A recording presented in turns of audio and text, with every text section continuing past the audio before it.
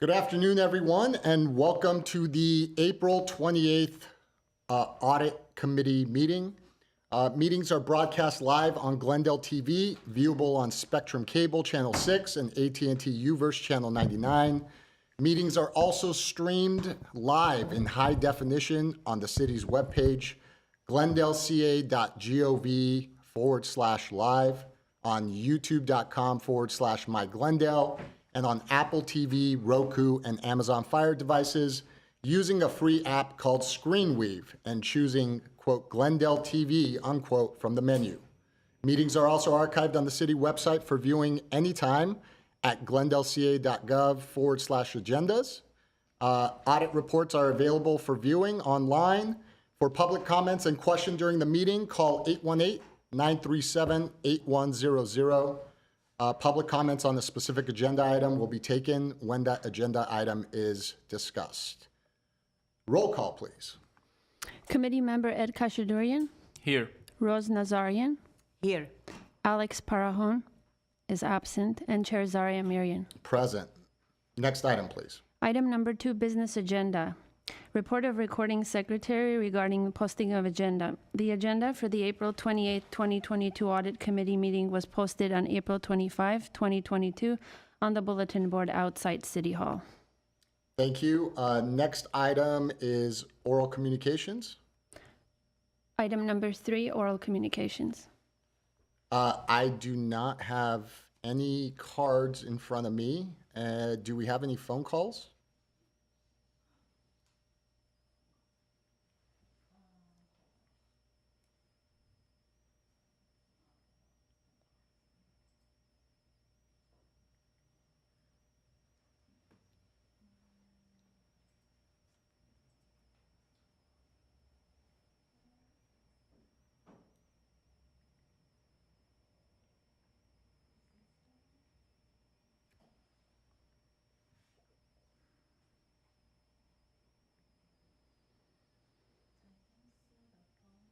Okay. Let's move on to the next item, please. Item number 4, approval of minutes. Minutes of the Audit Committee meeting held on January 27, 2022. I'll move to approve. I second that. We have a motion and a second. Roll call, please. Committee member Ed Kashadurian. Yes. Roosevelt Nazarian. Yes. Alex Parajon is absent, and Chair Zaria Amirian. Yes. Next item, please. Item number 5, action items. We have no action items. Can we move on to the next item? Item number 6, reports and information. Internal audit activity report as of March 31st, 2022. Jesse Jong, Internal Audit Manager.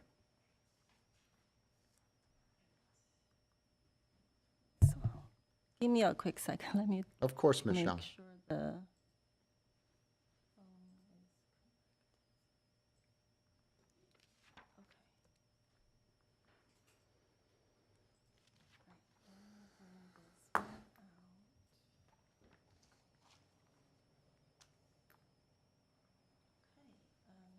Can you hear me all right?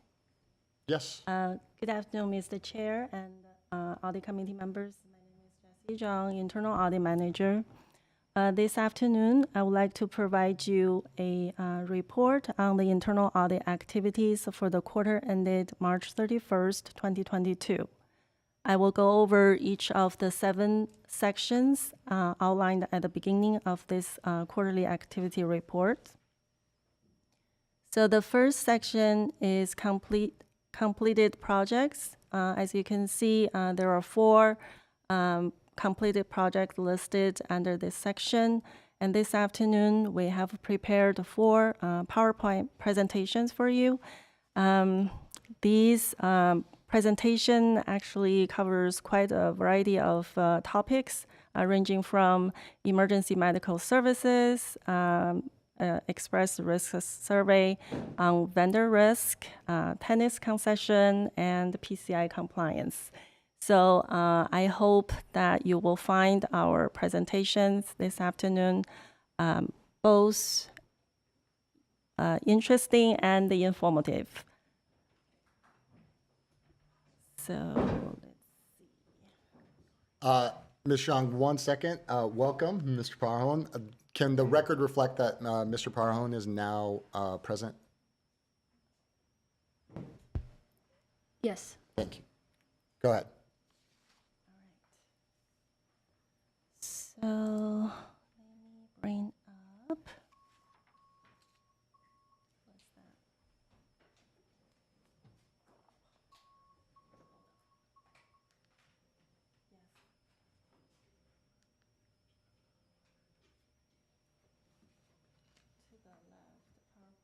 Yeah, I will. Yeah, I will.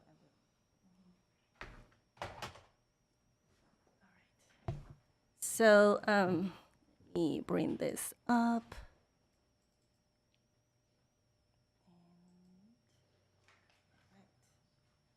So the first presentation is related to the emergency medical services revenue recovery audit. Our senior internal auditor, Natalie Minami Valdivia, has done a very thorough review on this operation. So without further ado, I would like to turn it over to Natalie.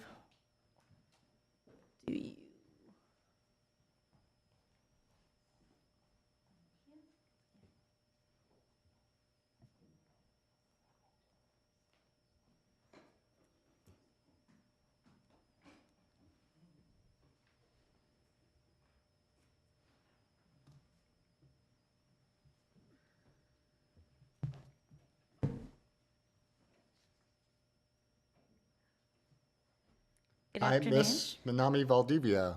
Welcome. Thank you. Good afternoon, Chair Marion and fellow Audit Committee members. My name is Natalie Minami Valdivia, and I'm a Senior Internal Auditor within the Internal Audit Division. And I'm here to present to you a summary of the Emergency Medical Services Revenue Recovery Audit that was completed this past quarter. So let me start off by providing you with a little bit of an overview of the emergency medical services, often referred to EMS operations. Under the supervision of the Battalion Chief Todd Tucker, the EMS Division's mission is to provide the highest and most compassionate level of life-saving services to the community. The EMS responsibilities include training, continuous education, updating personnel, licensing, administration of the ambulance operator program, recruitment, community outreach, and revenue recovery. So for the purposes of our audit, we're going to focus on the revenue recovery responsibilities that include the administration of the EMS billing, the Glendale Medic Program, and the Ground Emergency Medical Transportation Program. So as I mentioned, the primary revenue sources for the EMS operations are one, the EMS billing, which is basically the revenue generated from the emergency services provided to our community. The second one is the Glendale Medic Program, which is a great voluntary subscription program that's offered by the City of Glendale to its residents and businesses. For example, as a participant in this program, if a member calls and requests paramedic or emergency medical transportation services, if they have insurance, their services are considered paid in full. So basically, there's no copay due. Whereas if they do not have insurance, the benefit of this program would be to discount their costs by 50%. The third revenue source is the Department of Healthcare Services Ground Emergency Medical Transportation Program. And this is a program that provides supplemental reimbursement for services that are provided by Glendale EMS for the transport of Medi-Cal beneficiaries. So now I will walk you through the EMS billing cycle. So once a person calls 911, the call is received at our Verdugo Fire Communications Center, and if it requires medical attention, it's dispatched to our Glendale Fire Department. Upon arrival, the patient is evaluated and treated, and an electronic patient care report, also known as an EPCR, is completed using an iPad application, and then that information is uploaded to Digital EMS, who does our electronic patient care reports within 24 hours of the incident. And then that information is provided by our digital EMS to Whitman Enterprises, which is our medical billing contractor. And Whitman Enterprises will transform that electronic patient care report into billings to the responsible parties, which could include the insurance companies or the patients directly. And once the payments are received, Whitman Enterprises will invoice us on a monthly basis, and the invoicing is based on a percentage of the billings collected. And then GFD staff will go ahead and review those invoices and approve them for payment processing. So the What's that percentage? 3.75%. Thank you. So the purpose of our audit was to determine if there were, if the EMS revenue recovery processes were being performed in an accurate, complete, and timely manner, and also in compliance with the contract terms. And the scope of our audit included fiscal year 2021, which is July 1, 2020 to June 30th, 2021. So in order to complete our objectives, our audit process included reviewing the EMS revenue-related information, which included the Whitman contract, the Glendale Medic Program, and information related to the Ground Emergency Medical Transportation Program. We also interviewed city staff, which include Glendale Fire Department and Finance and Information Technology Department personnel. And externally, we interviewed Whitman Enterprises and digital EMS personnel. We also reviewed revenue transactions, including the EMS billing, the Glendale Medic Program, and the Ground Emergency Medical Transportation Program. And we performed detailed test work on the EMS revenue recovery activities. And lastly, we did some research on the different programs that are offered by the Ground Emergency Medical Transportation Program and their applicable guidelines. So to provide you a summary of our audit results, based upon our review, we identified 13 opportunities to improve the EMS revenue recovery process. Process's accuracy, completeness, and timeliness. For the purposes of this presentation, I have grouped the 13 observations into the following 4 categories.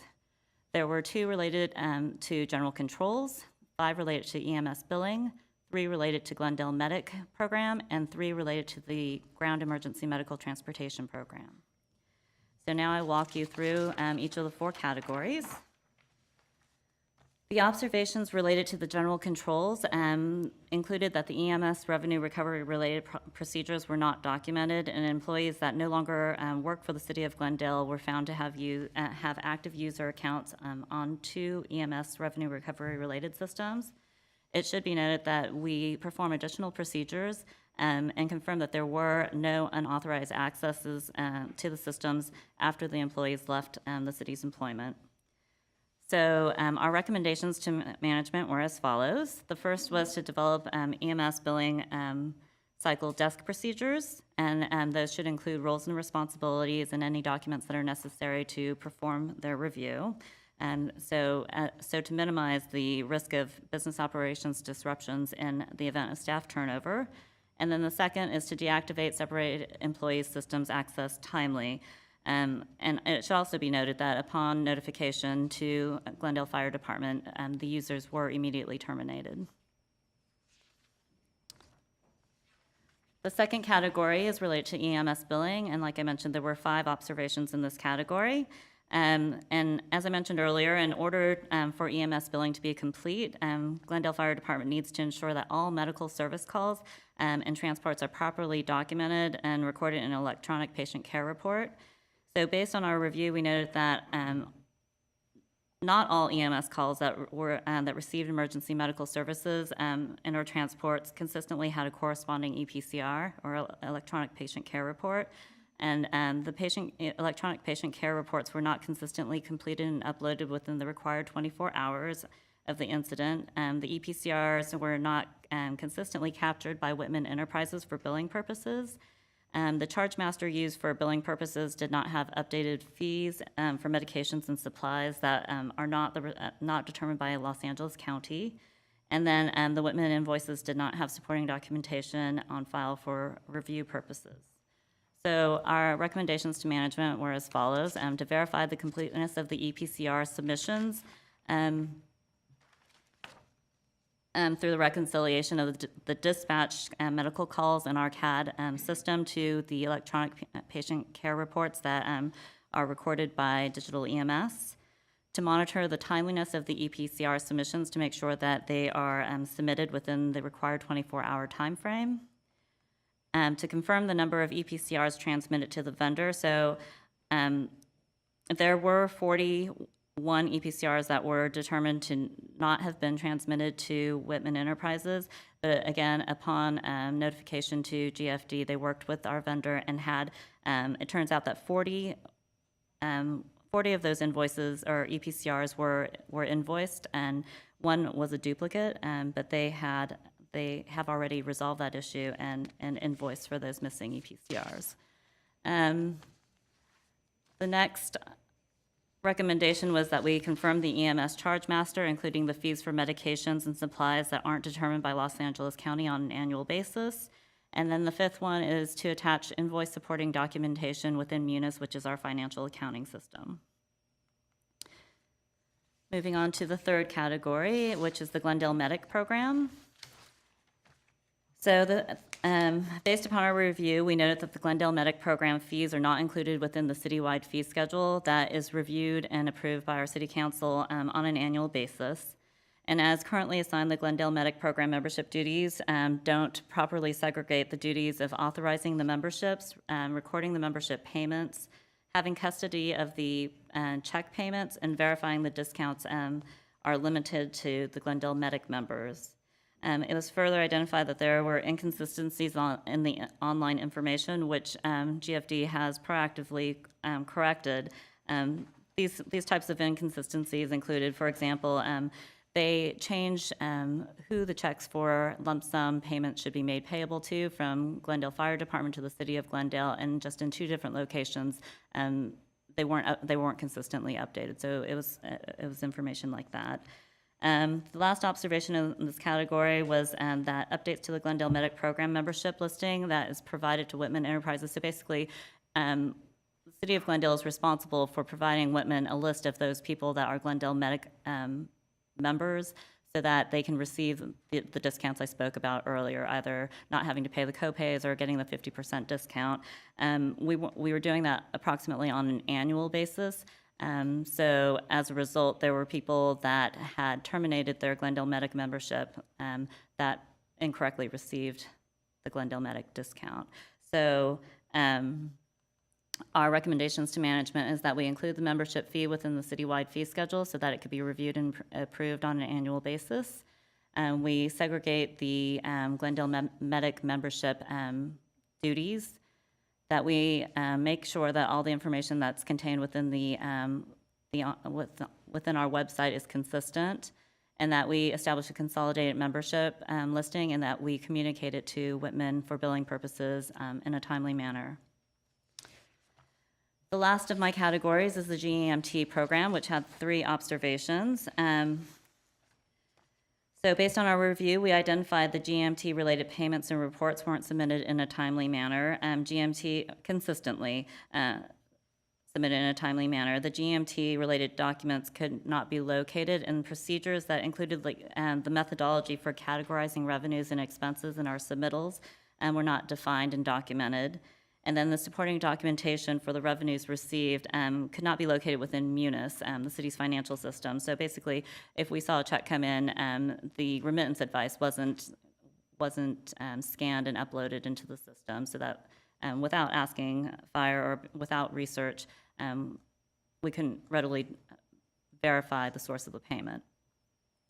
So our recommendations to management were, 1, to submit GMT required reports and payments timely, to establish a central repository for all of these documents so that even if there is a turnover in staff, everyone has access to the reports. Because again, for this particular program, it has an audit clause that is 3 years from the time of receipt of the payment. So a lot of things can happen within 3 years. So if we centrally locate those documents, then when we are audited 3 years later, it's just a more efficient process to have access to the records. Create a general ledger crosswalk for the GMT revenue and expense reporting, and make sure that all the supporting documents are attached and attached within Munis, our financial accounting system. So that concludes my presentations. I would like to thank Glendale Fire Department and Finance and Information Technology staff for their assistance throughout this project. Battalion Chief Todd Tucker and Gore Galstian, the Public Safety Business Specialist, and myself are here to answer any questions that you might have for us. Thank you. Excellent, thank you. I'm going to open it up to questions from my fellow committee members. Mr. Parone. I have a question. From your audit that you did you identify any missing billing, per se? So there are two components to that, because there are 3 systems. There's the CAD system, which is the computer-aided dispatch, where the calls go through Verdugo Fire Communications, and there's also the digital EMS system, which records the electronic patient care reports, and then lastly, the billing system. So we tried to reconcile between the 3. And there were some discrepancies. Not all the calls that were received within CAD were necessarily had a corresponding electronic patient care report. So the fire department is currently working with our digital EMS, our electronic patient care report vendor, to create a reconciliation so that we can make sure that all of those bills, all of those medical services are properly billed. So we weren't able to verify exactly how many should have had an EPCR bill, but we will have that availability once that reconciliation is completed. The part that we were able to look at was those electronic patient care reports that were uploaded by digital EMS or provided to Whitman Enterprises for billing purposes. And for our fiscal year, or for the scope of our audit, fiscal year 2021, there were 41 that were identified as not being billed. And those are the ones we spoke about, that 40 of them, the fire department has already worked with Whitman Enterprises and digital EMS to make sure that those 41 were reviewed, and 40 of them have already been billed, and one was determined to be a duplicate. And doing that research, have you identified any discrepancies from the billing standpoint, where meaning unable to reach whoever the recipient of the bill was for?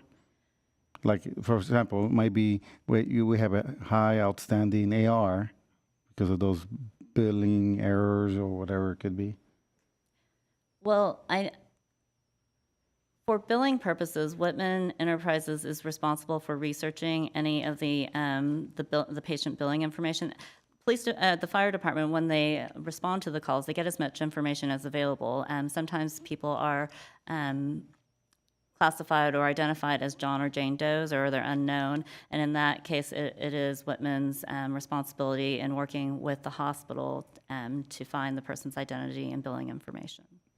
And one last question I have, just because I know there's some shared resources sometimes within Pasadena, Burbank, and Glendale.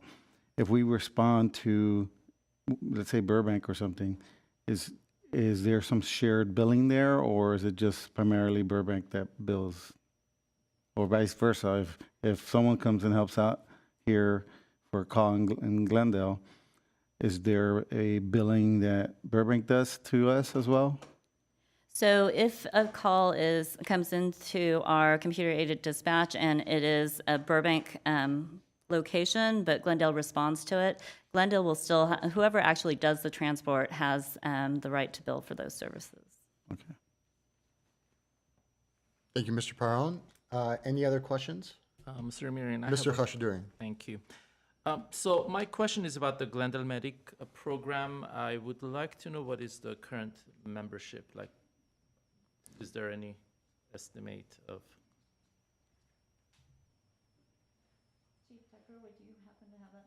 Have that number on me. I guess my question is that I would like to know how big of a program are we talking about? I personally haven't, this is the first time I hear about the Glendale Medic program, and I would also like to know whether or not you have businesses that are members and as well as individuals, and what is that breakdown if possible?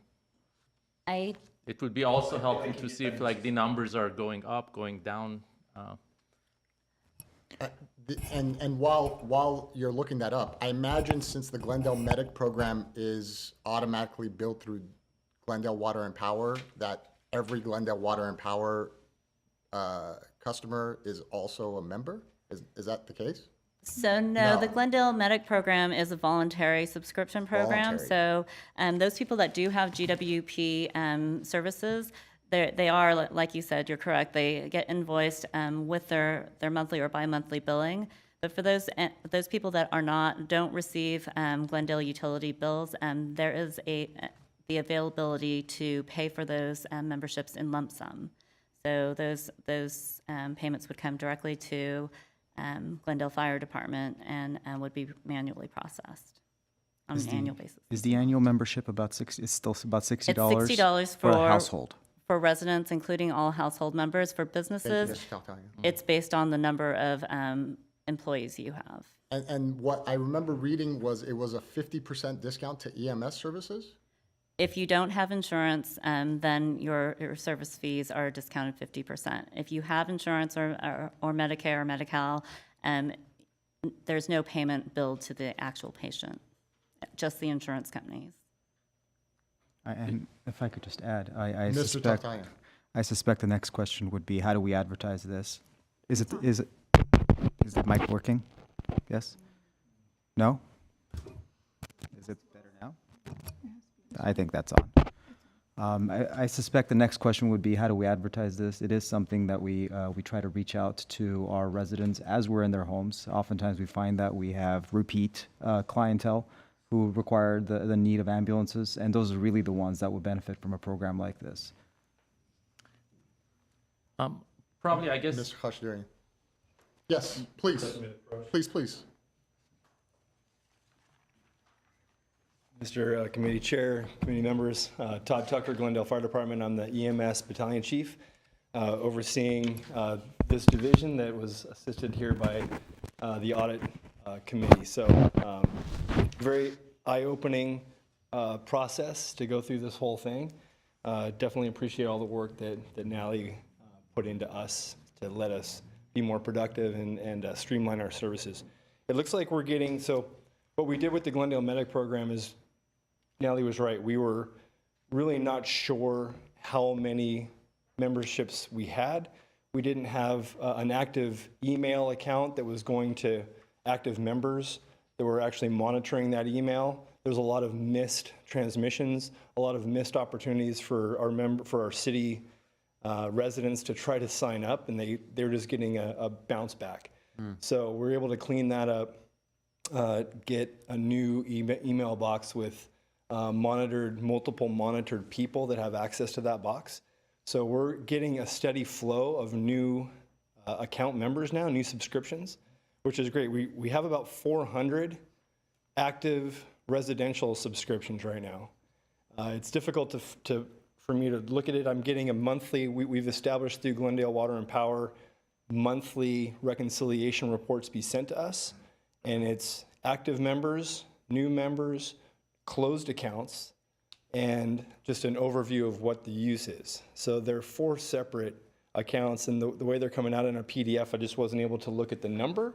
It's basically just a list of people with no numbers next to them, so I had to look at the revenue and just kind of guesstimate through the number of the cost per month. So we do have a plan. We just recently redid our flyer. The flyer has all the new updated information. We're going to be working through to get our social media platform to start blasting out this, to advertise this process. We're going to contact Glendale Water and Power to put our brand new flyer in a 3-fold configuration, and a couple times a year, maybe 3 times a year, starts adding that to the water and power bills to say, hey, this is available. The last time we did that was 10 years ago. So it's definitely ready to have a resurgence of try to get some activity behind it. Mr. Khashidurian. Yes, I was going to ask at the current numbers, and this is only residential, right? Like, individuals. We do have businesses also. I don't have that number for you right now, though. Does Very this few. program break even?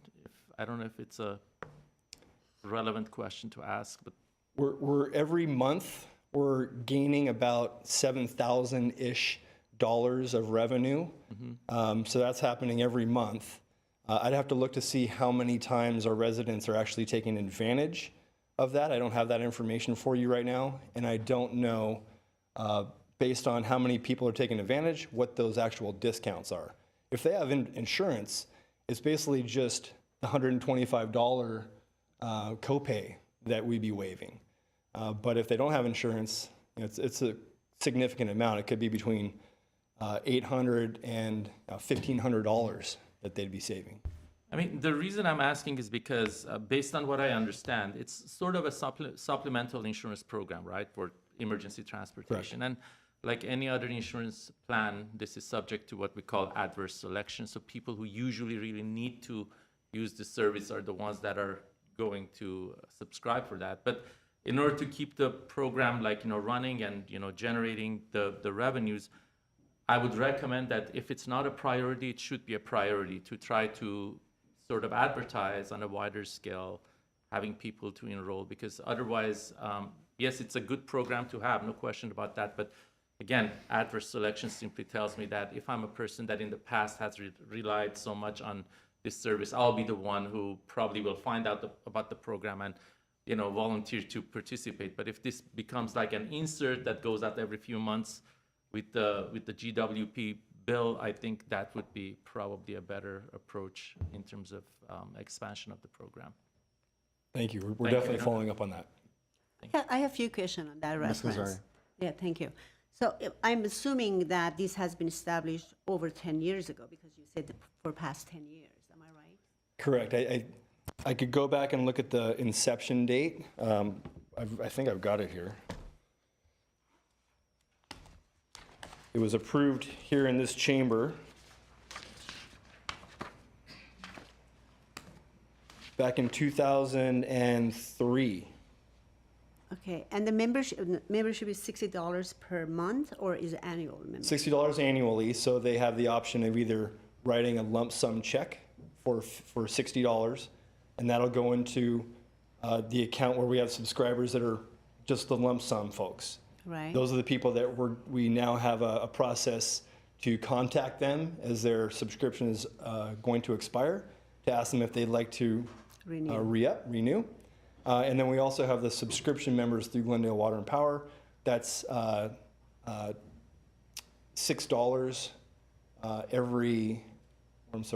it's $60 a year divided by those bi-monthly bills. So $10 every. it's $10 every bill, so it's And every 2 months. is it $60 per person or per family? Per family. The But it doesn't entire matter how household many. is covered. Okay, and is that same for the businesses? Yes, up to a certain number, there's different rates for different size of employees. Right. And I think there's 2 tiers. Not sure. I'd have to look at it's very rare to have businesses actually taking advantage of this. It's mostly residential. But it does cover all of the employees if it happens on the premises, Right. if the call happens on premises. Yeah, and the coverage, the medical treatment coverage is for just emergency based only. It's just for EMS services. So Right. when we arrive, we will have the option to transport that patient to the hospital. If there's a transport, it's a significantly more cost than for us just to show up and perform an assessment. We do have an assessment fee that we bill if we don't transport. Okay. And so that assessment fee would basically be waived if we transport that patient. I understand. And, okay, I think that's all the question that I have. Thank you. Thank you, I Mrs. have one Great. more question for you. Oh, go ahead. Okay, so you referenced about deactivating the ex-employees membership in reference to, I think, was EMS. Is that done automatically, or somebody has to do it manually to deactivate their membership? So the membership, it's based on the listing. So when we deactivate them, either it's a report that comes from GWP if they are through the GWP automatic billing, or if they notify Glendale Fire, well, either way, Glendale Fire Department gets notified of any cancellations. But then it is a manual process for us to update that list and then communicate it to Whitman Enterprises to make sure that their list is notified. All right, thank you. Do I need to repeat that? Ms. Young? Well, the mic was, sorry, I turned Oh, the mic okay. off. Okay, go ahead and turn the mic back on, and then just let's answer that question one more time. And Ms. Nazarian, were you asking about the access, were you asking about the Glendale Medic Program, or were you asking about the access card, the access to the system? The access to the system. Okay, sorry, my microphone was not on for. Don't worry, nobody heard the answer to the wrong question.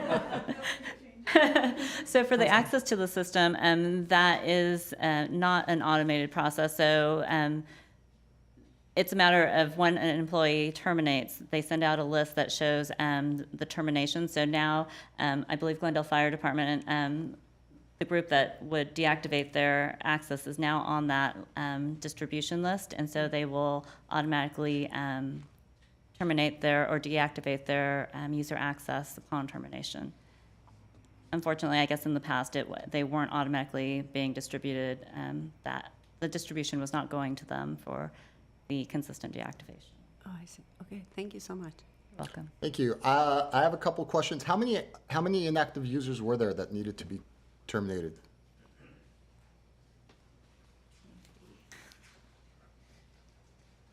Just to provide a little bit more background, that we've got a separation checklist that we have, deactivate email, deactivate our training platform. We've got a lot of different platforms that our folks have rights to log in and use. And that was just one of those programs that was not on that separation checklist. So that we went through all of our stuff, and we've actually added a couple other areas onto that separation list as well. Oh, bonus to the audit. I Yes. always like that. Yeah. Unfortunately, I don't have that information with me, but I can get back to you with those numbers. Yeah, please. And you could just follow up by email to the committee. Sure. I want to follow up on the Glendale Medic Program, and I want to follow up on something committee member Khashidurian mentioned. So I read that the total revenue for the period that was audited was $84,405 for the Glendale Medic Program. Does that sound right? For the year, Yeah.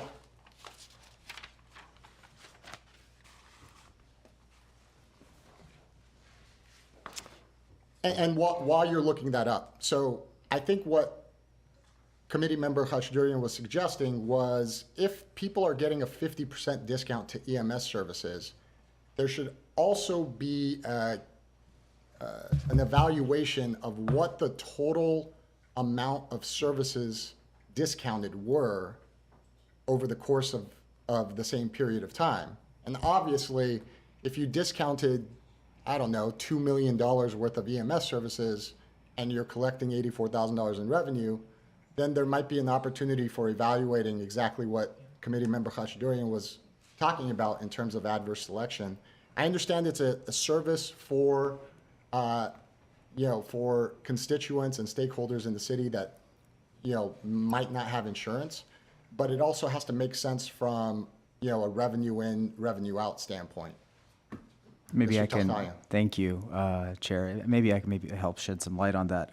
That is something that we evaluate every year, if not every other year at the latest.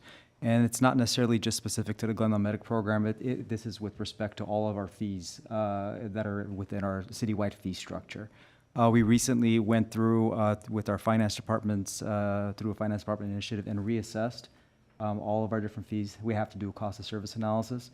So that information does exist, but at the end of the day, there's a number of fees citywide, especially something as simple as our building permits that we continue to keep lower than what they should be in terms of cost recovery as a means to incentivize people to come in and actually pull a permit.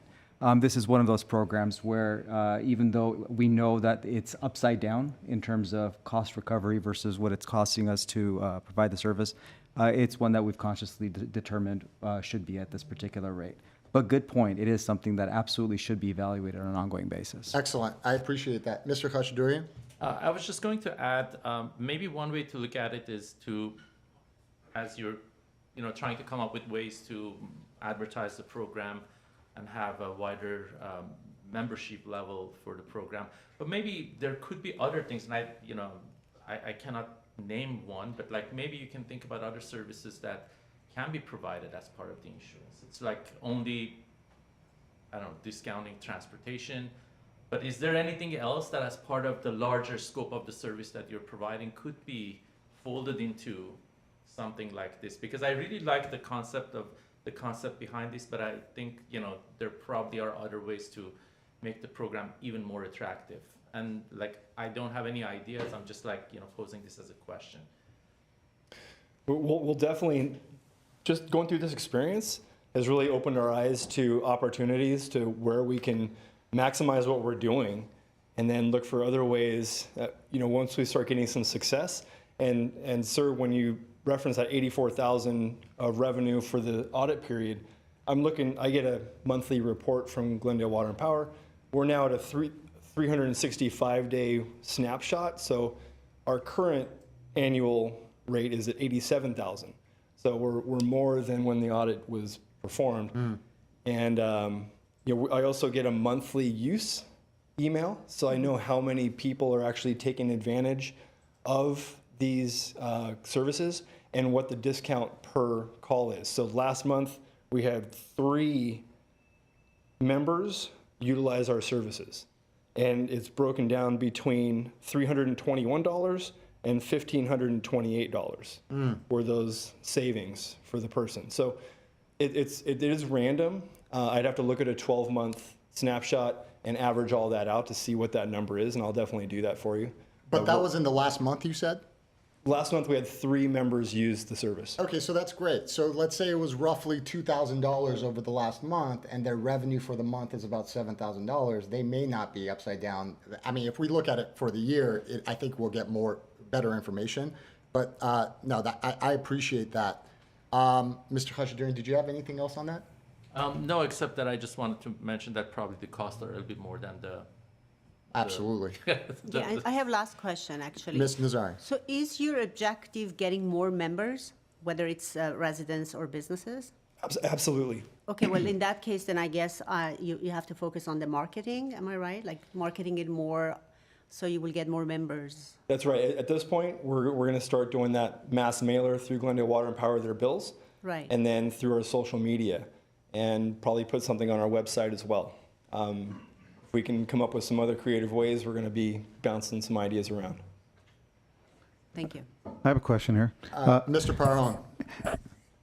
Battalion Chief Tucker, I have a question in regards to the usage of this, because I see that it's connected to the 911 system. So what happens if this resident has that membership and he needs 911 somewhere else, it's not in his house, but somewhere else in Glendale? Does that service still cover him? They're covered. They're covered also, so anywhere in the city then?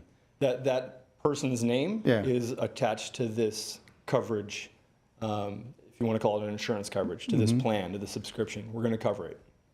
Okay, great. I noticed our next door neighbors have that too, the same program. So wondering how they're doing compared to the city of Glendale in comparison of membership, people enrolled compared to the population of the city. Well, maybe a little friendly competition between us and Burbank would breed some good stuff. And in that respect, we do understand that Burbank does have this program as well. And we often, through mutual aid, will run into their city, and they will get a bill from our billing agency, and they'll say, but we're a Burbank Medic member. And we will have to communicate with their EMS division to confirm that, because we're not getting that type of information, but we will definitely honor their requests as well. It seems like the right thing to do. If they don't have their ambulance available and we're going in to help, we don't want to try to void their program. Thank you, Battalion Chief Tucker. I just, Ms. Nazarian. because of that, I have another question. Sure. It's like if This is- something happens. This is what we're here for. Right, so if the member, something happens to the member to another city, let's say that the person is in Beverly Hills and has an emergency and is a member, that's not gonna apply then. The service is not gonna apply if the urgency happens in another city. Right, it would have to be our bill. We're not going to waive another agency's bill if it Especially happens Beverly outside the Hills. city of Glendale. Yeah, Yeah. well, I just, Beverly Hills came to my head because I wanted to be far, but okay, it makes sense. Yeah, It's good to know. that Beverly Hills may have their own program that they would have to honor through that program. Exactly, and you have to be member of that city's services, Correct. probably. Okay, good to know. Thank you. Absolutely. Battalion Chief Tucker, I've got one more question about EPCR's paperwork, obviously. So what, generally speaking, when do the firefighters who respond to these calls fill out these EPCRs? Are they filling them out, on site, on the way back to the station, or afterwards do they have a designated period of time where they're expected to fill out these EPCRs? Thank you for that question.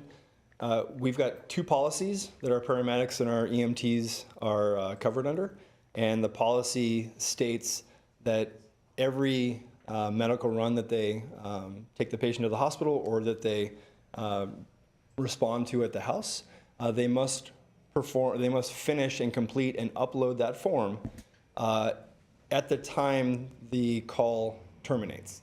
That means that if they dry run, as in not transport from the house, they must fill that form out before they go in service. If they transport to the hospital, they must fill it out, complete it, and upload it at the hospital.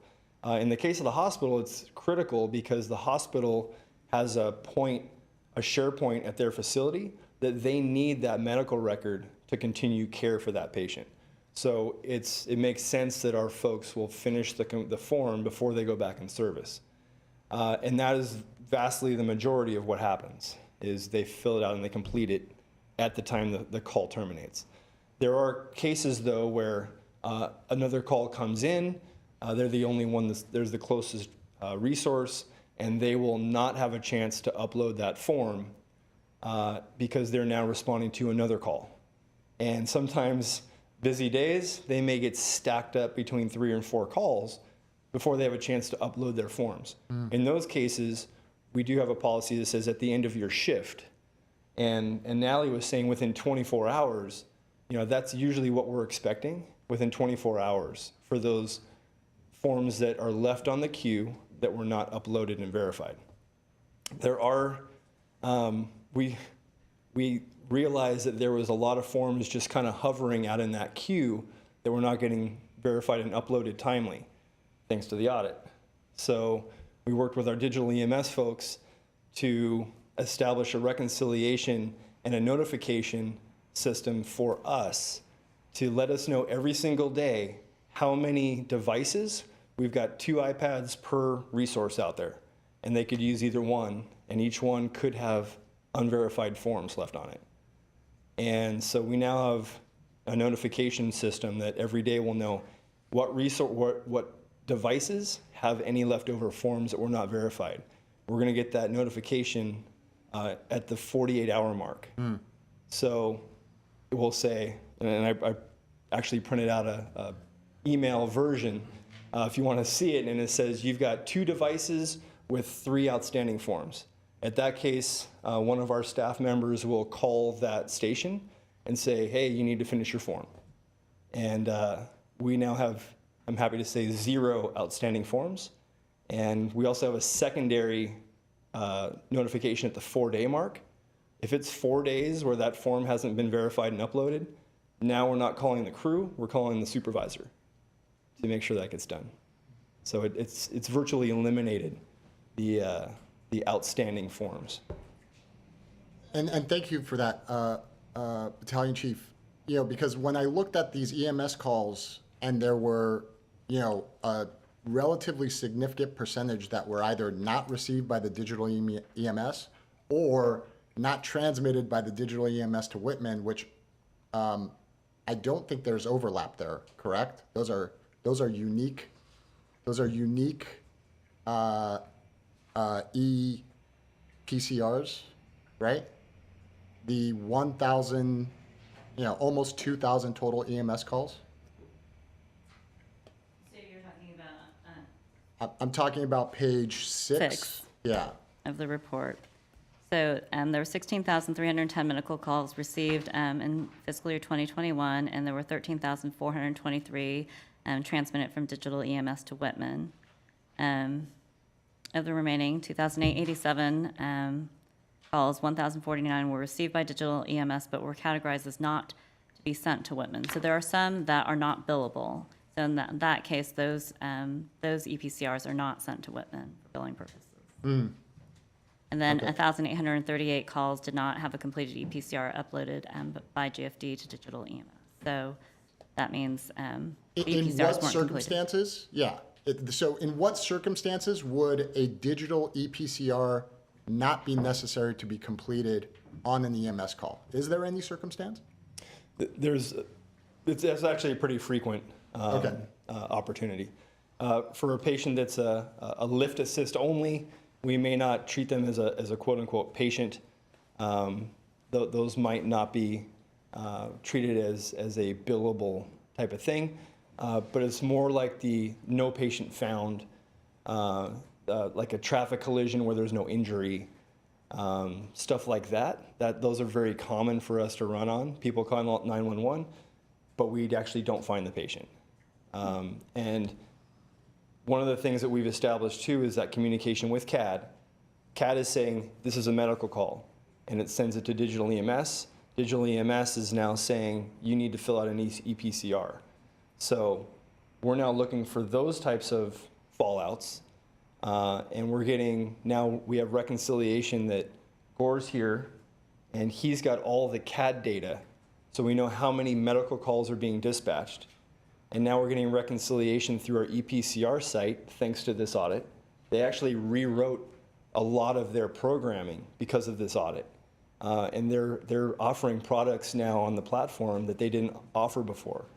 And it's really useful for us. So every single day now, I can look and get a reconciliation of how many ePCRs were uploaded to Whitman. And now every single day also from Whitman, I get an email and a spreadsheet that says how many ePCRs they received and that they will be billing. So I look at those numbers between CAD, between ePCR, and between Whitman, and I can see if those numbers are matching. And if they're not matching, I can find out why they're not. Excellent. Well, I really appreciate it, and thank you for coming here and answering all of our questions in person. And look, this is one of the biggest audits that I mean, in terms of hours, it's one of the largest audits that we the audit function has had. And, you can see what the result is from what, Battalion Chief Tucker is mentioning is that, you're realizing a lot of opportunities for efficiencies, a lot of opportunities to address, these opportunities to fix these observations. So I'm happy that it was beneficial, and I thank you for coming and answering our questions.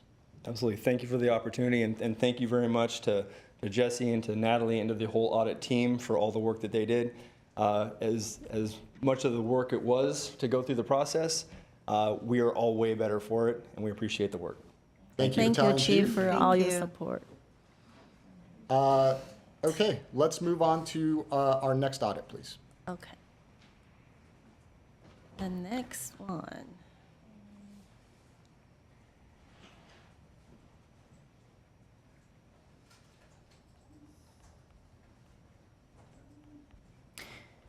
Thanks, Jesse. The next presentation we have prepared is a express risk survey vendor risk assessment. This presentation is prepared by our internal auditor, Ani Atanishan. So we conduct this type of express risk survey as part of our risk assessment process.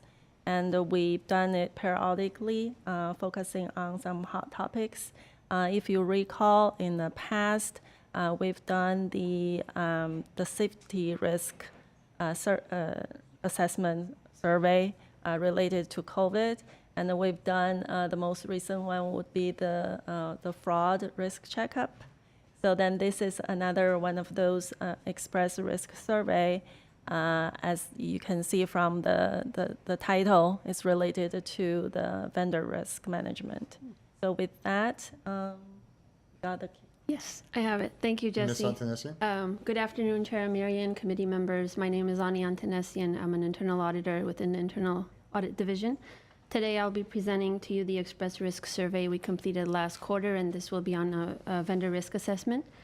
So, as you know, organizations leverage and rely on third parties often, and more, even subcontractors and fourth-party providers to conduct their business activities. And these relationships continue to expand and evolve, and they introduce numerous risks that must be continuously assessed and appropriately managed. So we decided to do this vendor risk assessment citywide to understand our risks and to make it an educational tool for departments as well. Our method of assessing for vendor risk was to use a self-assessment method. So we relied on a 10-question survey to administer to departments. So currently the city's vendor management is largely decentralized. There is no central function that looks out for these kinds of things. I can handle it. I have it. Thanks. So, no worries. These 10 questions include common relevant risks from best practices, and also we wanted the survey to be relevant to the city, not just looking at global risk, but it's things that a department head would look at and understand the question. So we looked at the city's policies. The city had 2 policies that were relevant to this area, the city's purchasing policy, and also the IT department had a third-party connectivity system policy. And the companies that we relied on for best practices were known in the field, like Venminder, Panerais, Galvanize, the FDIC, Ernst & Young. The Institute of Internal Auditors had some good best practice frameworks and controls. So the objective of the audit was to assess and address vendor risks, and we also wanted to raise awareness of vendor risks to departments and also provide a control framework for them to mitigate these risks that we identified. And as I mentioned, the scope was the city's 14 departments. And I just want to note that this, we did not verify the departmental responses as we received them. And this, the short survey is kind of just like a pilot, we're doing, it's not a comprehensive vendor risk assessment that we performed. Move it. Yes, could you put the... To accomplish our objective, we researched best practices to develop a 10-question survey. We distributed it to the 14 city department executives for completion. And upon getting the results, we had automated the spreadsheet enough to allow for a near-time customized report that would go out to the department head.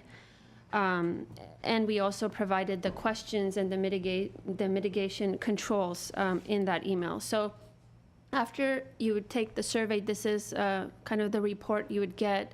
It has a visual showing you where your risks are based on the 10 questions, right? So if you had any high risk or medium risk, it would be orange or red, and some of your low risk are green, and you could see the question, and we'd also attach the questions and the controls so you could follow where your weaknesses and strengths are, so to say.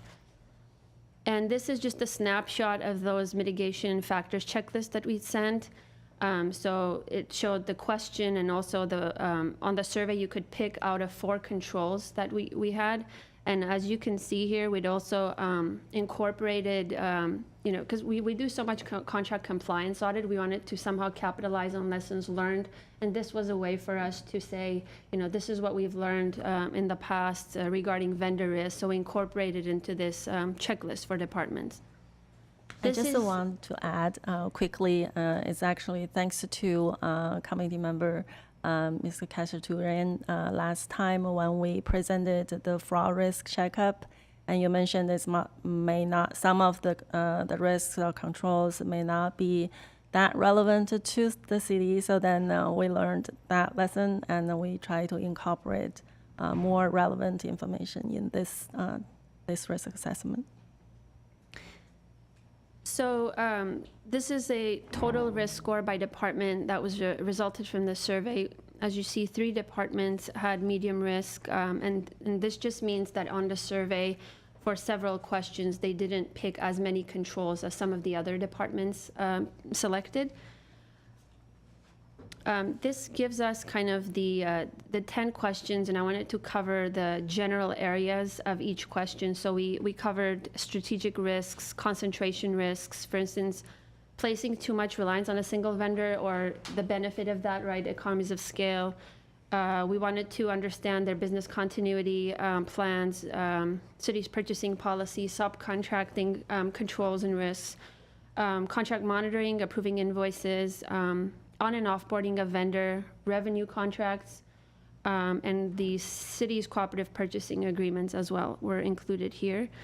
And as you see here on the right side, we have the total risk score based on each question, and we have 3 of the questions were in the medium risk category. So that's the strategic, business continuity, and the contract monitoring. And I will cover in the next 3 slides these 3 areas a little bit more, so we could understand kind of the results that we had.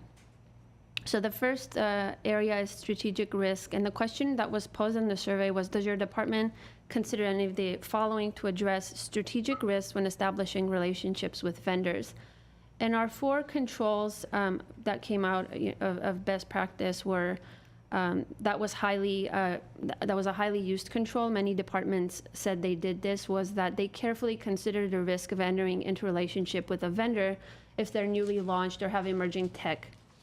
A moderately used control was, they said, you know, every department has multiple relationships, but they actually look out for and try to formalize all of them so they're not ad hoc, less risk. So they control the risk better through a memorandum of understanding or a contract. Some of the less selected controls were reviewing the vendor's strategic goals and understanding how that aligns with the city's strategic goals. And 3 departments said this risk was not applicable to them. And the next one, does your department perform any of the following to ensure business continuity in case an essential vendor's service is disrupted? So a highly selected control, you know, departments know what their essential service vendors are. You know, most of them have that identified. 4 of them said the risk is not applicable to them, and some of the other ones actually request a business continuity plan from their vendor and understand it and ensure that it addresses key things that should be in a business continuity plan, for instance, planning for loss of personnel, facilities, services, et cetera. And another one that one department said the risk applies, but no controls were selected. So this was how your risk score would go up, right? This is a identified risk area, but you didn't select any of these common controls that we saw. And the last area, does your department perform any of the following to monitor contracts? So as you see, 9 of the departments have a designated manager for each contract that meets with the vendor regularly to discuss contract compliance issues. And again, in the moderately used controls we saw, they actively monitor vendor performance to ensure, to enforce contractual obligations, and also they collect and review operational reports from the vendor, like financial reports or any performance reports and audits, things like that. And for 3 departments, this risk was not applicable. So this kind of concludes the presentation. In terms of a management action plan, we would like management to take this into consideration and look at the risk areas that we've identified and to use this as an educational tool and train employees using the controls that we provided and the best practice research. And this concludes the presentation. I'd like to thank all the departments that were involved in this survey, and we are here to answer any questions that you may have on this topic. Thank you, Ms. Antonessian. I'm going to open it up to committee member questions. I have a few questions. Ms. Nazarian. Okay, so elementary questions, but I need to ask. How many departments city has? 14 were surveyed for this. Okay, and each department must have different vendors. They're not the same type of vendors, am I right? Right. I think sometimes a vendor crosses between departments, but yeah, mostly they would be. Okay, and can you just give me a few examples of when you refer to vendors? Who are they? Sure. What type of services they provide? Right. So, so for finance, we have Tyler Munis, the financial system. So that would be considered a vendor. Or for public works, we have a parking management company, right? So just anybody that the city enters into a third-party relationship with, we consider a vendor for these purposes. So when they're outsourcing something, that entity becomes a vendor? Exactly. Outsourced. Okay, and then what, okay, let me see if I can form this question. When you refer to risk, what type of risk are you referring to? Are you defining it as a financial risk or physical injury? What type of risk are we trying to manage? Can I? Yeah. So it's all types of risks related to vendors, which if we go back to this slide, I think it includes any kinds of risks that we identified from best practice, right? There's strategic risks, Right. a concentration risk, financial risk could be one of them, business continuity risk, subcontracting risk. So it's like a span. I see, I understand. And then can you give like some sort of example of those risks in the different areas? Sure. So any of these controls that we had in the report could be considered, for instance, a risk. If we take a look at strategic risks, if you do not carefully consider the risk of before you enter into a relationship with a vendor, like let's say they have a new technology and you Right. don't even think about it, we consider that a risk, right? Or if your vendor has a business continuity plan, but you as the city did not look at that, right? Or if their strategic goals are not in line with your city's goals, Oh, we I see. considered all of those risks. So essentially, the risks are the kind of the controls. So if that they the were not departments will work better for the benefit of the city. Right. So that's what it is. Okay, very good. Thank you. Thank you, Ms. Nazarian. Any other committee members with questions? I do have one question. I noticed that there was a variance of the number of departments that answered the risk area is not applicable for questions that seem to, so for example, does your department consider any of the following to address strategic risks when establishing relationship with vendors? So the question is about establishing relationships with vendors. There were 3 departments that said that the risk was not applicable. And then question number 2 says, does your department consider any of the following concentration risks prior to establishing a procurement relationship? And there were 4 that didn't.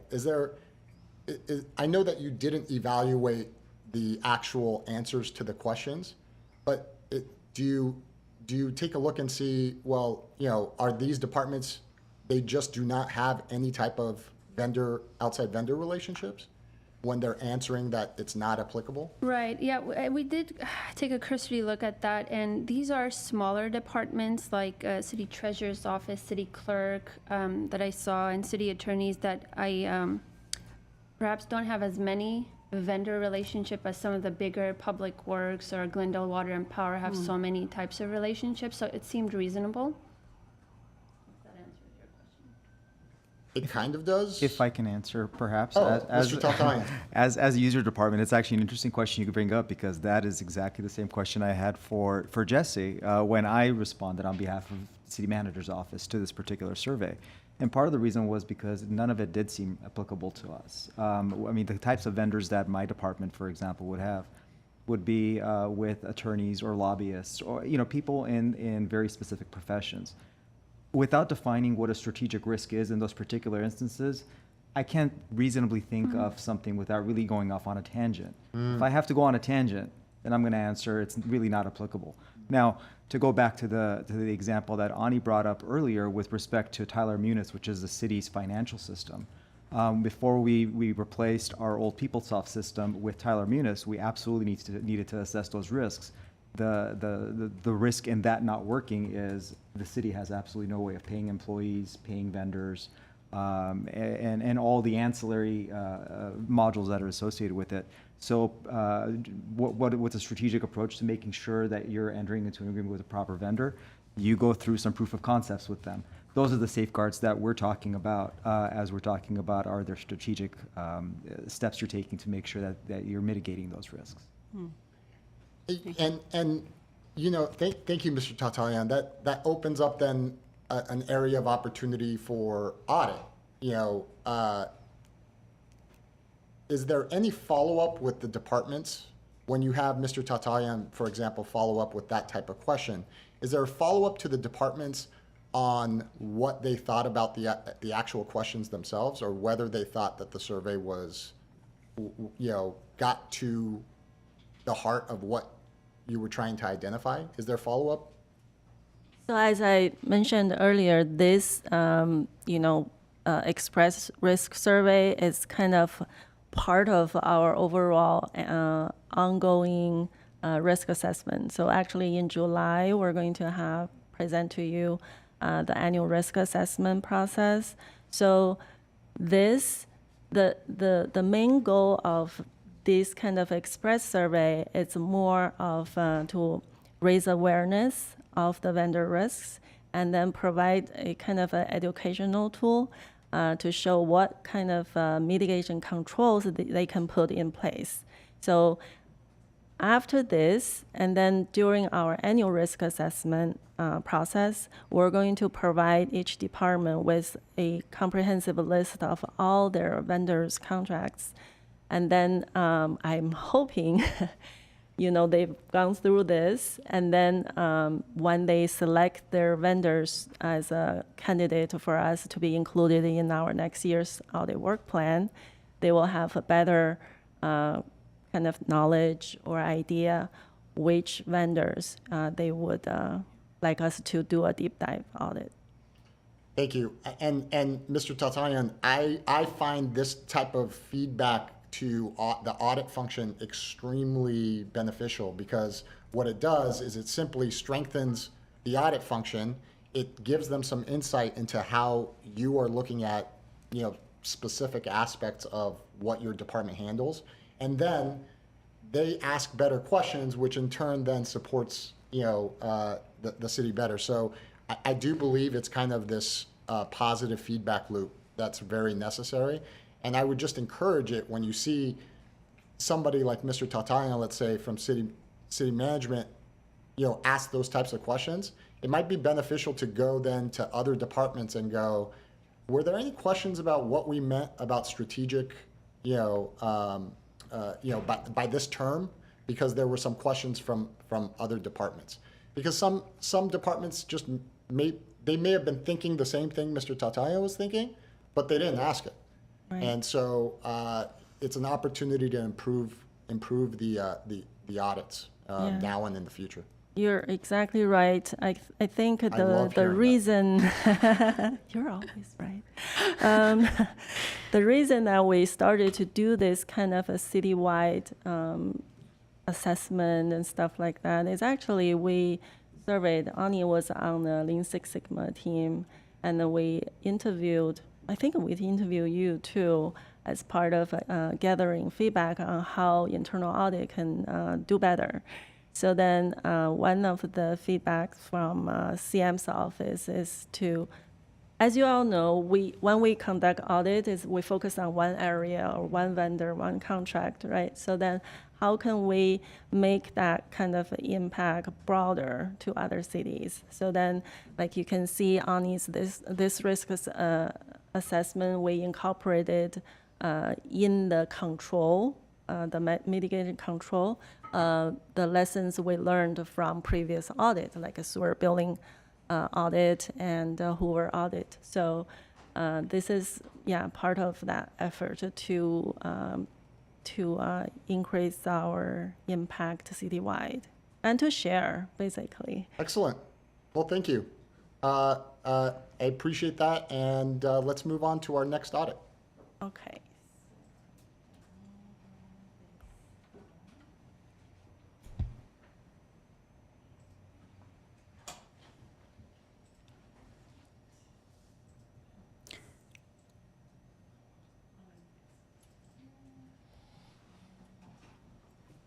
So this next presentation is also prepared by Ani Antonician. It is about an audit on the city's park department's tennis concession agreements, 2 agreements. So, Thanks. Ms. Antonesia. Thank you. So this is an audit we performed on the city's tennis concession agreements last quarter as well. So the city of Glendale owns these beautiful tennis facilities located at the Fremont and Glorieta parks. Fremont has 8 courts open to the public, while Glorieta has 4. In 2014, the city entered into an agreement with different concessionaires to operate these courts and provide services such as court reservations, classes, clinics, camps, tournaments related to tennis. And both these agreements can be renewed annually for 1-year terms until 2025. So the way the concessionaires, they must pay the city each month the following sum, which is termed the facility use fee. And the structure is a flat rate use fee and also includes a % of net profit. It's 10 to 15% depending on vendor. And on a monthly basis, they send to the city their gross receipts and expenses, which are used to calculate the resulting net profit. And net profit means gross receipts less well-documented reasonable costs, fees and expenses that the concessionaire pays or incurs while using or operating the courts. So the net profit reporting, per the contractual requirements, the vendors transmit to the city the previous month's operations that includes their gross receipts and expenses. And when we looked at these monthly reports, they were very high summary level details. We couldn't really track, who is actually using the court. So it would be court rental, lesson revenue, miscellaneous revenue, right? When you're looking at it, but I don't know if it can be. If that's what was actually received. So in fiscal year 2021, one of the concessionaires transmitted about $200 per month, $200 per month for the net profit sharing to the city, and the other concessionaire did not report any net profit for that period.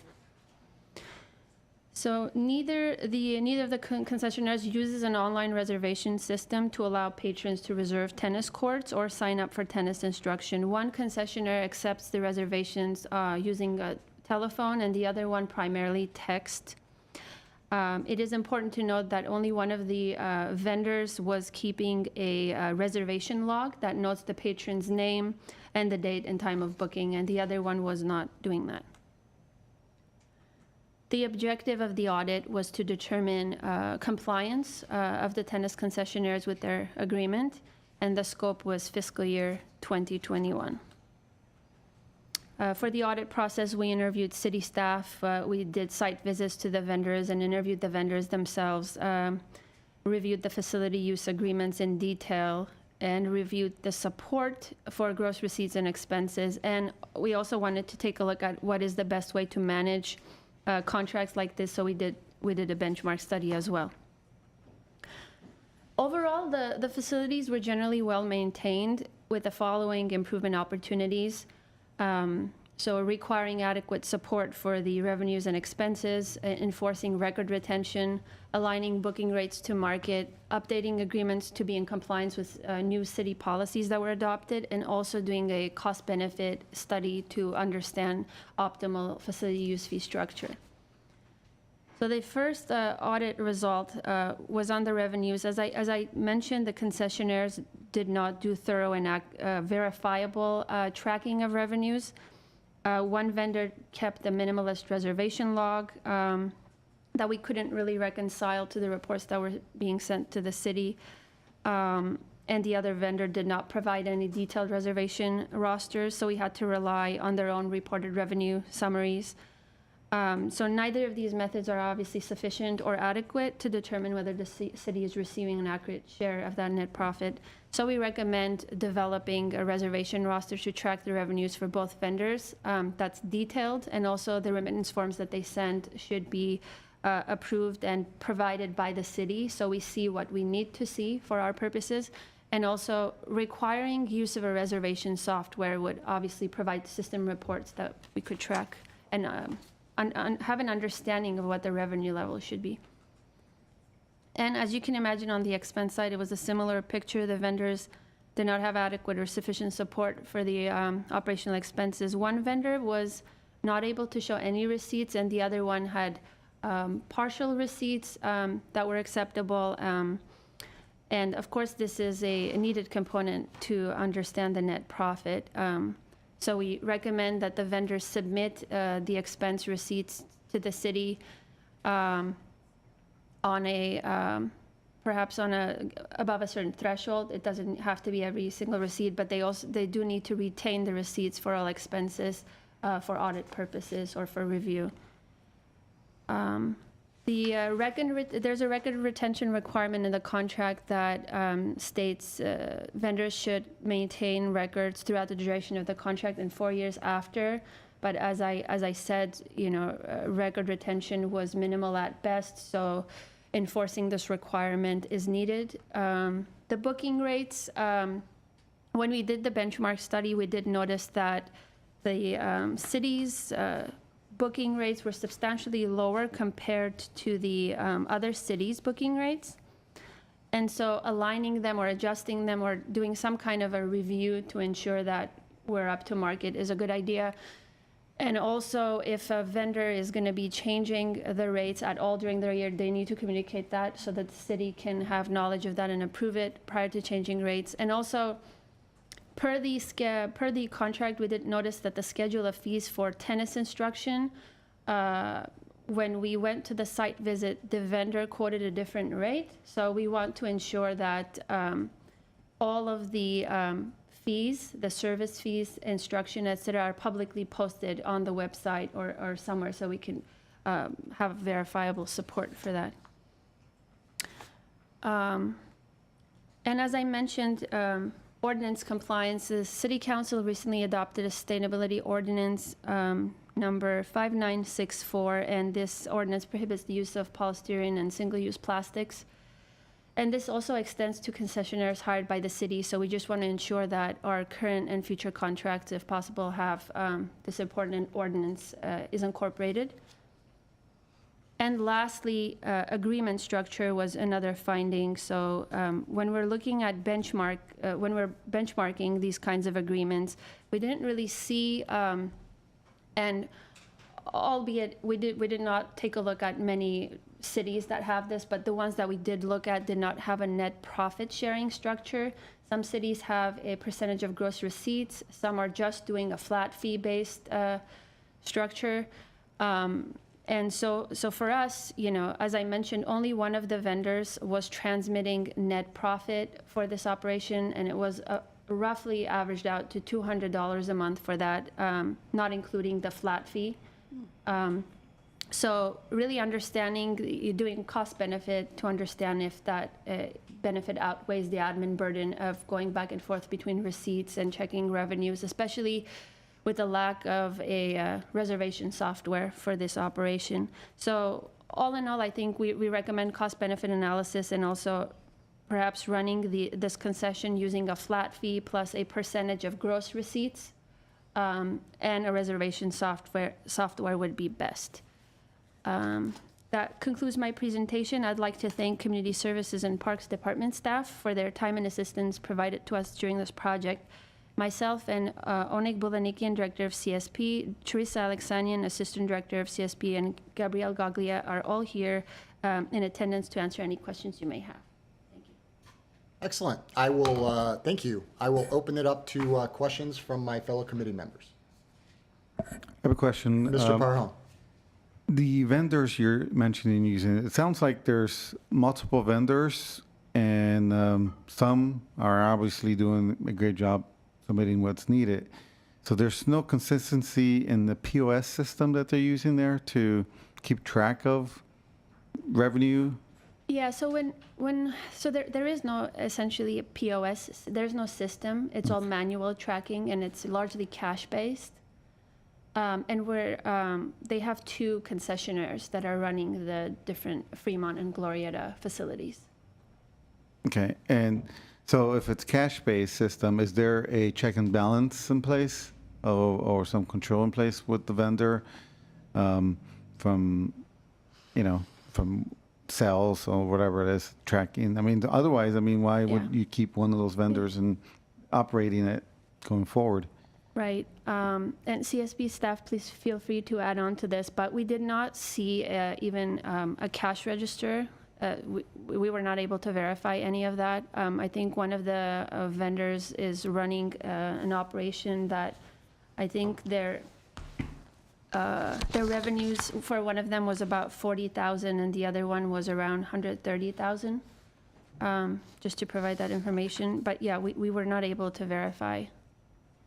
And I did hear where right now we're doing it net profit pretty much sharing. So that means somehow they did provide some sort of financial reporting that shows them making a profit, obviously.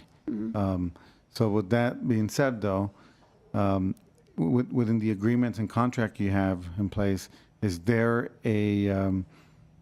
some sort of guidelines as to for them to make sure that their documents are audited from a perspective that you guys will not pay anything unless it's been validated by city staff one way or another? You have anything like that? Chair Miriam, members of the committee, Onik Bulanik, I'm Director of Community Service and Parks. Welcome. Thank you. Thanks for having me, and I want to thank the audit team for auditing the tennis concession. This was something we requested last year. Just for these reasons. Basically, it's based on the honor system, so whatever they submit to us on a monthly basis, we'll go ahead and deposit. Both facilities, one facility, I believe pays around $4,000 a month. Total, they pay about $55,000 a year, and the other facility is around $16,000. So they pay a flat rate as well as a percentage of their receipts. The receipts also include a monthly rate that they pay themselves as employees. And then everything else goes into the gross receipt, which is, I believe, 15%. But it is based on the honor system. Hence the reason why we're here, so we can start a process, talk with both vendors, and establish processes, check and balance system. I have a few questions. Ms. Nazarian. Yes. Okay, so the agreements between the city and these vendors, I'm assuming that city attorney writes those agreements. Am I right? The city attorney office reviews it, yes. Yes. It's a written review. I'm sorry, the city charter requires that all contracts with vendors be approved by the city attorney's office, Oh, so I see. yes. Okay. And I'm sure that it has some sort of enforcement provision in an agreement. Absolutely. Okay. So are these vendors Ms. aware that there's enforcement provision in the contract and it has to be enforced? based on- Right, I'm sure that they are aware, but if you mean if there is any kind of liquidated damages, I didn't see any clause like that, but I think it's just based on kind of oral enforcement.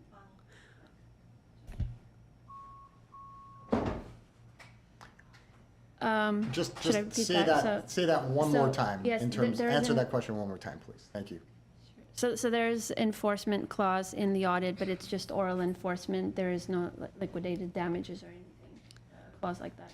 Okay, and you said that there were two concessions that they were running these two parks. Right, they're The- separate concessionaires. So there are a total of 2 or 4? Two concessionaires running two different Two facilities. different facilities. And then are they also running other cities' I am not facilities? Mm-hmm. aware of that. No, they're not. They're not? Basically, the Glorieta concessionaire has been there over 20 years. Okay. I believe since '96. And then the Fremont concessionaire has been there for 5 years. But before that, they were tennis pros and instructors with the previous Right. concessionaire. Okay, and then do you guys have any kind of like the revenue, I'm sure that you do have it, that revenue history of this setup? Yes, we do. And then does it like, is it a year that it's less, a year, you know, some years are higher or? So we looked at, for our study period, it was fiscal year 2021, and from month to, and it did have, I want to say, not a, you know, when the pandemic was fully on, it did have a little bit of that, but I don't think it was affecting as much. For one of the months, the vendor did ask for a discount, and that was all documented. But you see kind of a steady stream of revenue for month to month for the period that we studied. And then when they refer to expenses, what expenses are they referencing to? Right. So some of the fees are court cleaning, supplies, accountant, various office phone, advertisement, property tax, you know, general maintenance like light Right. bulb charges. And is there any way that this cash system that they created can be like in a, you know, more documented way, like writing checks or credit cards of some sort, or no? Yes, it should be documented more, and we do have recommendations to enforce, especially on the expense side, that they submit the expenses to the city and also retain the expenses in case of audits like that or when the city reviews, that we are able to locate them. Right. And one of the vendors did have partial receipts, like we mentioned. Oh, okay. Thank you. Thank you, Ms. Nazar. Mr. Khashdouri. Yes, thank you so much, Chair Amirian. I have a couple of questions. You earlier mentioned about the fee structure, so there's a flat rate plus, I guess you mentioned 10 to 15% of the profits. So the flat rate, how do you determine these rates? Like, The flat rate was determined per facility. So Fremont Park has 8 courts. okay, So we charge about $4,000 a month, and then Glorieta has 4, and I believe we charge $1,200 a month. And it's based on how busy they are, and from history, what we've charged in the past. okay. And then did I understand this correctly? There are only 2 vendors currently, one operating out of one of the sites and then the other Yes. one? We have a total of 33 courts. There's 2 vendors that we have agreements with, one being Glorieta and one being Fremont. We also have Shoal Canyon Golf Course, but that's a much larger agreement. Oh, okay. That's a 25, 30-year agreement, and they pay each month a fee. You know, from like the way I'm looking at it, the problem is that you're trying to assess revenues or trying to manage a system that is based on you ultimately understanding how many people are using the courts. I think that's not, in my opinion, that's not going to work. There's so many different theories under pricing. One that just basically jumps out as I'm looking at this scenario would be, well, first of all, I noticed that there are only two entities that are operating these facilities. Maybe, you know, the city can think about opening it up so that, you know, more than one vendor can utilize the courts. Well, you know, one of the facilities has 8 courts, right? And maybe there's a way you can just separate those. There's a method called 2-part pricing, and I think, you know, the city has to start thinking about dealing directly with the vendors, and the way this will operate is that a 2-part pricing is very, very familiar sort of model in, you know, all places that have people frequenting to a place. It consists of like a membership fee collection and then a per usage fee. And a membership fee collection in this case, as I mentioned, does not necessarily have to be the individual who wants to use the tennis court. I would think of the city coming up with an agreement structure that will require any vendor to pay the membership fee. It's sort of a membership. You have the right to utilize the court, and then you do how many, like you want to have your classes, whatever you need to do, it's your business, but you pay us our membership fee plus, like if you're going to occupy 8 hours a day, 8 times, you know, an hourly rate for the usage of the court. Then you allow them, if they want to keep their records, they keep their records. If they don't want to keep their records, it will probably facilitate this process. I am not sure to what extent this is applicable, but there are, like, the name of this method of pricing is called 2-part pricing. My recommendation is that the city needs to consider the vendors its clients, not necessarily the individuals who are using the courts on an hourly basis. Thank you, Mr. Khashoggian.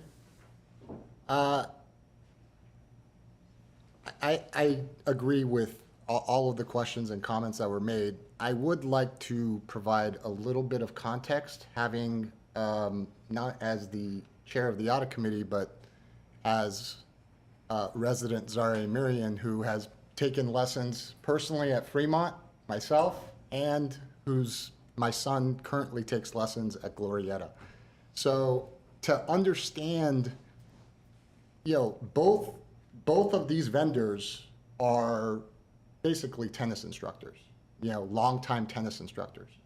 So I think there is an opportunity to help them understand what best practices are when it comes to keeping track of their receipts.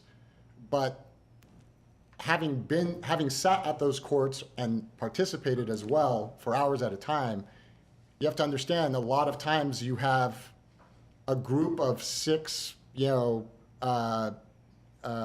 senior citizens come in, like 75 to 85 years old, and they come in and they hand over $6 in cash, and then they round robin, and I'm just watching them go, and I'm like, my God, how do they keep doing this? And so, I do agree that the tennis courts are really provided almost similar to the insurance, the Glendale Medic Program. It's provided as partially a service to our community. And so I think there's an opportunity here, obviously, to work with the vendors to make sure that they are adhering to their contractual agreements. However, understanding how this works, when I want to practice with my son, I'm going to call, but the vendor is generally speaking on the court teaching, at the time that I want to practice with my son. So it goes straight to his voicemail. And then, I'll just say, you know what, Zach, let's go practice some tennis. I'll show up, tennis courts are full, I'll wave him down and say, is there a chance? He'll ask me, did you call? Well, yeah, of course I called, but you're standing over there hitting tennis balls to 5-year-olds, So, that's just generally speaking, just to provide some context of how this works. Mm-hmm. If you go and watch what's happening at these tennis courts for an hour, it's glorious. It's just kids learning how to play tennis, Glendale citizens enjoying the outdoors, senior citizens just moving like I can't believe. And so I think there's an opportunity here to have, to help these tennis professionals who are probably, not, great at business, to say, look, here are some best practices. We understand you're the concessionaire. We signed this agreement. These are the covenants that you have to uphold. However, we want to help you, succeed, because what they're doing, the service they're providing in both cases, I'll tell you just from personal experience, it's excellent. It's excellent. It really is providing a great service. So just to put that in perspective, I agree with everything that's said, and usually I'm the one who's asking questions like, well, how, doing calculations. But I've seen it. I've seen it in action, and especially since I saw this audit, my son goes to Glorieta 4 times a week now. So I am not going to comment on how much I pay for his individual lessons. However, that's something that should be addressed, obviously, okay? So, I agree. Yeah, if that number has been there for a while, they need to report a number that's accurate, one way or the other. And so, obviously, I think there's opportunity, but I did want to provide that context for the committee and for everybody to understand. If you don't play tennis and you don't go to these courts, you may be listening to this and going, these concessionaires are screwing the city. And it's like, no. What they're doing is they're teaching our children, not to be on screens and play a great sport. And they're providing a clean, safe place for the citizens of Glendale to play tennis. They're just not great at the business side of it. You know, just to provide some context. Thank you. And at an affordable price. Absolutely. Compared to other tennis courts, it's pretty affordable in other cities. So the more we require, and if we require them to have an employee 7 a.m. to 10 p.m., their overhead's going to increase, then the cost of the rental will increase, and that'll be passed on to the end user. And committee member Kashadurian, we do RFP. We issue RFPs every 5 years. So the new RFPs will be coming up in a couple of years to look for a new vendor at both locations, let it be Fremont or Glorieta. So we do have the RFP process that we visit every 5 years. And I would recommend a fee system, honestly, that's just a flat lease. You know, you make the calculation, okay?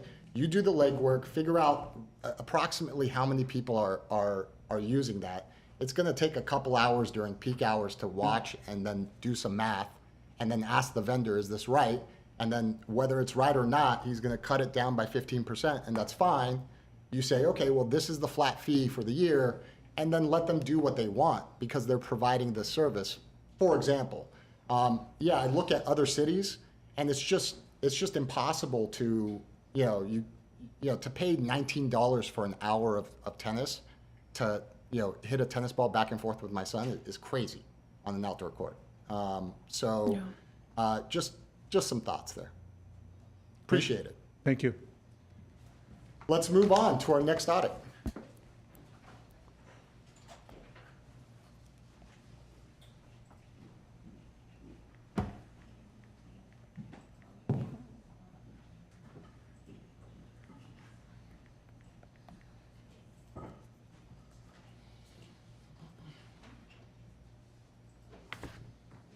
So last but not least is the presentation of the another Pci audit. So I actually just want to mention really quick, Samuel actually provided some cross-training for the team so that Ani and Natalie both had an opportunity to do the site visit interview independently. So then eventually Samuel doesn't have to do this all the time. But this time he is leading this effort. So then we're going to have a presentation done by Samuel. And then I think in the interest of time, we'll focus on the result for this one. I mean, we do this audit 3 times a year. So I will make sure at least once a year we have the full version of the presentation, so it's a good refresher of the background information and all that. This time we'll go ahead, start with page And 11. Ms. Young, I agree. We have become PCI compliance experts here, thanks to Mr. Salim. And Ms. Nazarian, I really encourage you to go back, I'm sure you have, go back and see one of those presentations on the PCI compliance. Mr. Salim really lays out exactly what he's doing and why he's doing it and why it's important. But I agree, for the sake of time and brevity today, let's just go into the results of this specific audit. Thank you, Chair Mirian and fellow Audit Committee members. I'll just jump straight into it. The objective of the audit is to determine our ongoing compliance with the PCI policy and procedures. The scope was based on the PCI DSS requirements as defined by the external qualified security assessor. That's the person who does our annual audit at the end of the year. So for calendar year 2022, we looked at a total of 24 items, 8 sites, 0 systems for this current cycle, and 16 calendar tasks, and I'll explain each of these in later detail. The goal is to cover every location, site, system, and task once throughout the calendar year before the external audit comes at the end. Audit process was we conduct site visits, we perform system assessments. Again, this quarter we did not, but we will cover them all by the time we're done, and verify calendar of events. Sites is essentially where you go in person and give them your credit card and pay for something. System is when you go online and pay for something, and task are the calendar of events throughout the year that we've predetermined just to keep us on track. And for this current cycle, we looked at September through February. So the summary results, we looked at 8 sites and found 3 exceptions, and we looked at 16 of those calendar items, and no exceptions were noted there. Summary of findings, generally everything looked pretty good. We've been doing this for a while now, so everyone is pretty much on board in what they should be doing, and they are doing. But we did notice there were 3 employees that did not take the PCI DSS training in a timely manner, and they all have been subsequently trained. This is training that every employee that's involved with payment card processing needs to take prior to processing credit card payments. Just a note, because we had a finding like this before, they are trained on how to use the credit card, the reader. It's just we're talking about this specific annual training, or in the case if you miss the annual training and you're a new employee, you just have to take it before processing payments. So all 3 have been subsequently trained, and those were the only issues that were found from this cycle. With that, I'm here to answer any questions, and we also have the Assistant City Treasurer, Gia Murray, present to answer any questions you may have. Thank you. Thank you, Mr. Salim. Any questions from the committee members? No. Excellent. Hearing none, Yeah. let's move on. Thank you. Thank you, Thank Mr. you. Salim.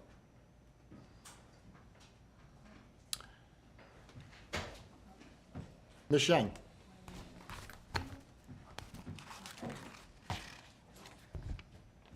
All right, so that concludes our presentation for the completed audit projects. So now I'm going to quickly go over the remaining sections of the activity report. I'll make sure you all get out of here by 4. Let me shrink it a little bit. So Section 2 covers the project in progress. So as you can see, there are 4 projects that the team is working on right now. I think you will hear from us at least on 2 of them, if not 3, if not all. So the first one, Glendale Community College Parking Contract Audit Phase 2 covers the GCC side of the operation. So Samuel is working on this one, and Samuel is also working on the trade trimming contract audit. Natalie is currently working on the Pleasant Valley contract audit, and Ani is working on the public records request audit. She just started that audit in March. So the next section is continuous auditing. So this past quarter, we did 1 continuous auditing test project. Actually, this one project included 11 tests that covers 4 areas: split payments, active cardholder, restricted merchants, and the duplicate payment. So we have identified 4 split payments, and then the exceptions were provided to the department. And the department, the cardholder approver, were reminded of city's P-card policy, and they can either if it's needed, they can go to their supervisor manager, ask for increase of their single transaction limit rather than, keep doing this split payment thing. So the 4. Can I ask a question about that, please? Sure. So were those 4 split payments done by the same 2 cardholders? No. 2 people. 2 different cardholders. Oh. Wait, okay. So 2 different cardholders Obviously, Individually. a split payment is when somebody goes to another P card holder and says, we need, this much. We need to procure this. It's beyond my personal limit. Let's split it between our cards. Obviously, it's always for a good reason. I'm assuming that maximal good faith. I'm just trying to understand, were the 4 split payments by the same 2 people? So it's 2 people. It's not, in this 4 split payment, I could, we put in the report, it was by 2 different card holders bypass their own individual single purchase limit. It's not 2 people work together so they're doing, so basically there's one, there's one invoice, then they paid it. They paid half of it and then paid the other half. Yeah, Got it. 2 Got it. separate Okay. transactions. Okay, and they were properly reminded that they need to get, approval for that. Right. Excellent. Thank you. Thank you for the question. And then the next 3 sections again covers quarterly follow-up activities. So section 4 provide a high-level summary on what we've done this past quarter. We've followed up on 37 audit items from 9 audit projects, and of which 3 items were implemented, 2 items were partially implemented. I'll talk about that later. And then 33 items remained outstanding at the end of the quarter. Number 5, section 5, talk about priority 1 audit items. So we have, you've already seen the Hoover one and the sewer billing.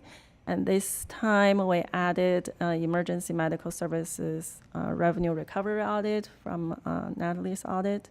So the second one, the sewer billing audit item, staff have been working a lot together on it. Ani spent a lot of time to facilitate and working with 3 departments. So GWP, Public Works, and even CDD to try to figure out a good solution for making sure the NICS code that we collected from the customers are accurate. And then because that is used to determine the sewer flow, sewer strength, then that will impact their actual billing. So this one will be gone. We'll get this one implemented. The first one, though, I'm not sure because it involves other entity, so it's kind of out of city's control. But at last meeting, we talked about what kind of a tool we have to make sure department implementing these recommendations. This is one of the examples. So by our next meeting, representatives from GWP will be here. So then we probably can ask them for more additional information on this. So section 6 talk about, again, for this quarter, there are 2 items entering into one of these events. So it's from the GPD property inventory audit. So we have 2 items. So these 2 items have been outstanding for more than 3 years now. So as the resolution number 2 stated that after 3 years, we're going to deem them not implemented and we'll stop following up on them. But for these 2, we actually marked them as partially implemented because the items you're seeing on screen here in this report are a portion of that number 4. For example, there were 3 sub-items. So one of them had been implemented. So then these 2 sub-items actually related to system implementation. So that was delayed, and therefore the department is not saying they're not going to implement it, but they had to wait till the system implementation and reevaluate how they're going to implement these. We do have representative from department to answer any questions you may have. Yeah, I actually do have a question regarding this. Considering that we're waiting for a replacement to the system, the current status states that the GPD has decided to leave the existing data and applicable procedures as is until the replacement system comes online, at which point this issue will be revisited. Does that, that mitigate what the circumstances that created the issue in the first place? No, these two we weren't consider them as implemented, so they were still outstanding. Right, but obviously, if there are no procedures to increase compliance with requests for destruction, such as establishing formal timelines, and GPD says that they want to leave the existing data and applicable procedures as isn't that an outstanding priority one risk that is being not addressed even temporarily? Yes, sir. My name's hi. Heather House, and I'm the supervisor in the property unit. Ms. Halson, welcome. Thank you. So to address that, it's not essentially what the item that they're addressing. It's just kind of us following up with detectives. So it's not really an issue that affects us day to day. We do have procedures in place currently within our Tiburon system, but it's all based on how Tiburon works, So what we'd like to do, ideally, we're hoping in the new system, and we've been told in the new system there's functions that are built into it. So it's like little reminders that the system will automatically send, as opposed to in Tiburon, us having to manually go through each little notice that we send to a detective and resend it or send emails and do all these manual things. In the new system, it looks like we're going to have a lot of more automated features to allow us to do that. And this is not, active incoming property. It's not it's not affecting our day-to-day efficiency. It's more addressing kind of down the road things, how we continue to purge our room and make, room for other items. It's not a priority one issue as I see it. Okay. Yeah. And so just so that I understand, so basically what you're saying is you understanding the limits of the current system have,